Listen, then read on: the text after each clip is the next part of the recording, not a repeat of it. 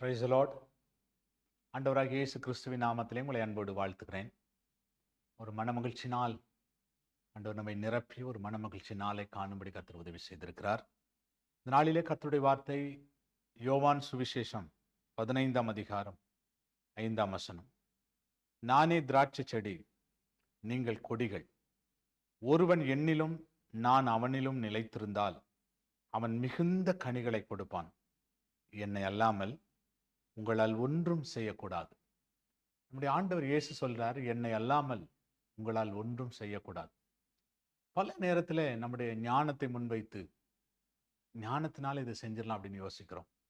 நம்முடைய படிப்பை முன்வைத்து இதை செஞ்சு முடிச்சிடலாம்னு யோசிக்கிறோம். நம்முடைய பணத்தை முன்வைத்து இதை செஞ்சு முடிச்சிடலாம் அப்படின்னு யோசிக்கிறோம். ஆண்டவர் சொல்றாரு, என்னை அல்லாமல் உங்களால் ஒன்றும் செய்யக்கூடாது. அப்படின்னா ஆண்டவர் இல்லாமல் நம்ம ஒன்றும் செய்யக்கூடாது. ஆண்டவர் இல்லாமல் செய்ய முடியாதுன்னா சில காரியம் முடியும். மனுஷகத்தில் நிற்கும்போது சில காரியம் நம்ம செய்து முடிக்கிற மாதிரி இருக்கும். ஆனால் அதனுடைய முடிவை பார்த்தீங்கன்னா அது தோல்வியில் முடியும். அதனுடைய முடிவை பார்த்தீங்கன்னா அது சமாதானமற்றதாக இருக்கும். அதனுடைய முடிவை பார்த்தீங்கன்னா அது வேதனையாக இருக்கும். ஆனால் கர்த்தர் நம்ம கூட இருந்து ஒரு காரியத்தை நிறைவேற்றும் போது அதனுடைய முடிவு சந்தோஷமாய், அதனுடைய முடிவு மகிழ்ச்சியாய், அதனுடைய முடிவு ஆசீர்வாதமாய் இருக்கும். இயேசு சொல்றாரு, என்னை அல்லாமல் உங்களால் ஒன்று செய்யக்கூடாது. இன்னைக்கு ஆண்டவரே நீங்க வரணும்ப்பா, எல்லாத்துலயும் நீங்க வரணும்.